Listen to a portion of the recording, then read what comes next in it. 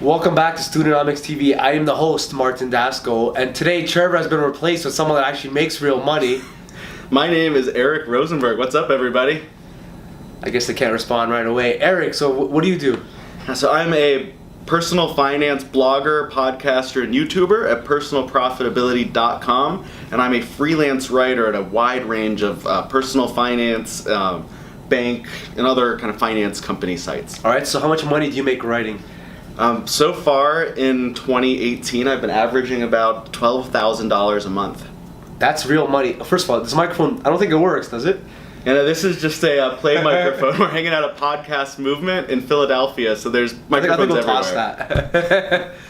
So a lot of people are wondering, like, how do you get paid for freelance writing? Because, people come to me and they're like, I want to start writing, I want to make some money, how do I do this? And then usually I tell them, like, you might have to start a blog, you might have to start writing, and nobody wants to hear it because, like, it's always stuff that you do for free. So how did you get paid? Yeah, so I started, like you said, I started for free. I started a personal finance blog. It's going to turn 10 in October. That's like year. 100 in blog years. Yeah, I'm like a dinosaur blogger. You're right. Yeah, but I started that blog, and I started going to a personal finance blogging conference every year, which is where I know Martin from. It's called FinCon. And after a few years, a company came up to me and said, we love your site, we love how you write. Will you write for us? We'll pay you. And I said yes. It's always good to say yes to money. I was like, pay me, I'll write whatever you want. That sounds awesome. And over the years, that it started out as beer money, which in my mid-20s was saying something. I drank a lot of beer. That's a lot of money. I was a big nightclubber. And then it grew to rent money and then mortgage money. And in 2015, I made $40,000 in revenue on the side. And I figured if I could do that in 10 to 20 hours a week, imagine what I could do if I were doing it 40 to 50 hours a week.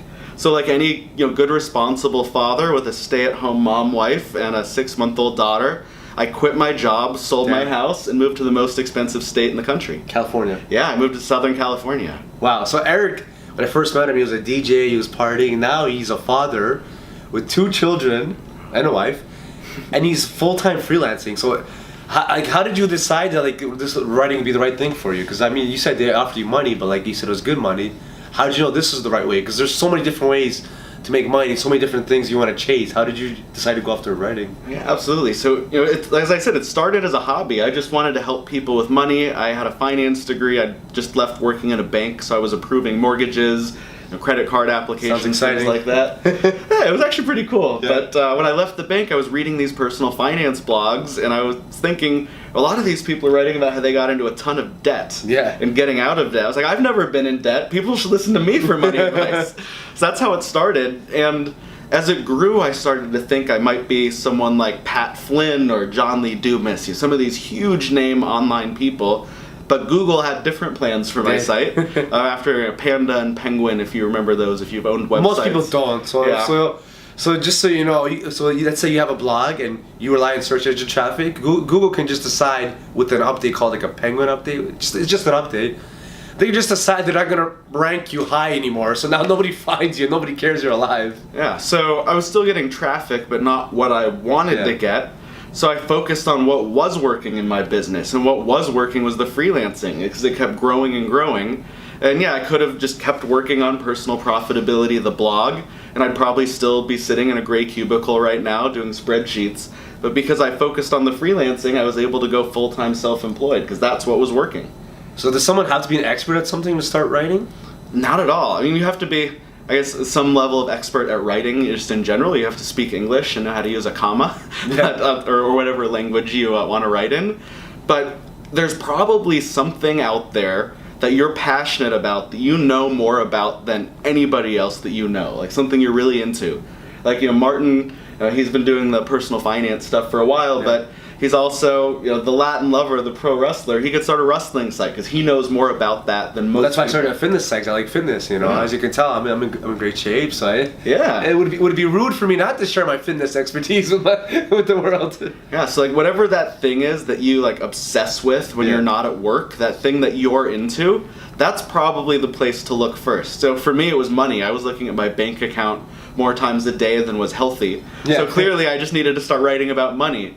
But let's say you're into kayaking or competitive duck herding. Yeah, that's a thing. There's a blog about it I found once. Yes. Like you can write about whatever you want. If you're over in BC in Canada, there's bathtub races in Nanaimo. Wow. It's a real thing. Like you could be the bathtub race blogger. Well, they say the riches are in the niches, right? So yeah, you got to be an expert at something, but don't be afraid to narrow it down. If you're gonna be a life coach, that might not work out for you. You might not get too many writing gigs, but you got to find something that you're obviously good at and can help others with. And there's a phrase, fake it till you make it. Yeah. Do that, because that's what every single person did. So you got the one client. You have a similar story to me. I actually was not planning on becoming a freelance writer, but I was in a forum back in the day, and some guy just messaged me. He goes, "Do you want to write for me?" I'm like, not really. Like I don't know. Like I don't want to write for you. And he goes, "No, I'll pay you." I'm like, "Oh yeah, oh." So then I started writing for him, and then I started managing his blogs. So I went from writing one article to writing for a bunch of blogs to just full out managing his blogs, like writing all the updates and doing all that stuff. And it's kind of like you create your own job, Yeah. Build the job that you want to do. So how did you get more than one client though? Yeah, so it started with that first client, and then I just started looking for more. I went to the FinCon conference every year. That's a big personal finance, blogging, and media conference. That's where we met. So I go to FinCon and I network with the types of people who hire people like me. So when I go to a conference, I want to, there's all the different sessions, there's all the learning tracks. But I know I'm going to make more money in the hallway because that's where I'm going to meet a new client who's going to hire me to write for their site. So yes, I'd love to go, see every session and learn as much as I can. But I know for my business, the priority at a conference is that networking. And I do the same thing online. I reach out to the types of companies where I see they have a blog about money. I'm like, hey, I write about money. Are you looking for writers? The worst thing they're going to do is say no. Yeah. Then so what? If you don't ask, the answer is always no. But if you ask and they say yes, or what do you charge, then you're in. That's the way to go. Yeah. So to go back to the original point. So if you want to start writing about something, just do it. Just start writing. Just start not a personal finance blog. Start any blog. Start a blog. Use Instagram. Like you see those long captions on Instagram. That could be your writing. Use Facebook. Use that Medium. Or you could even start a YouTube channel if you don't feel comfortable writing, but you feel comfortable speaking. Just like we're doing right now, set up the camera and talk about it. In a hotel room in Philadelphia, Pennsylvania. The maid hasn't even been here today. We tried using the background, but the lighting sucked. Yeah, so start writing, get a portfolio of your work so people know that you're alive, so people know that this is what you do. Even if they don't care, at least they know you're doing it. You can be the coffee expert, or whatever you're the expert at, let people know. And to find people that can actually, that want to pay you and will pay you. And it only takes one person or one company to discover you. The hardest part is the first dollar. It is. It always is. Yeah. Going from $0 to $1 was harder for me than going from 1 to 1,000. Really? And from 1,000 to 10,000. It gets easier because then you just, like, let's say you start writing for somebody, so you become a freelance writer. So now you're officially a writer. So the other people will see you, they're like, oh, we need a writer. We'll hire this guy. And then it takes off like that. It's just about trying to find that first client. And it's going to suck, right? You're going to have to write a lot of free stuff. You're going to have to write articles that nobody cares about.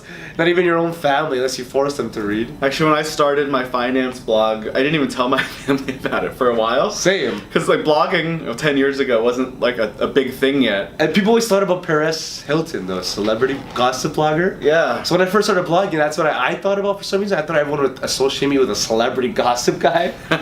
So I was dating a girl. I remember we went to Jamaica, and I was like on my laptop, and she's like, "What are you doing? What are you doing?" I'm like, "Oh, I have a secret." She's like, "What is it?" I'm like, "Oh, I started a personal finance blog." She's like, "Oh, like, okay, like, that's whatever." But now here we are, and it's all because we hustled and started working on what we wanted to do. So start writing, and then you become a writer. Don't ask permission. Exactly. Thanks for watching. We'll catch you next time.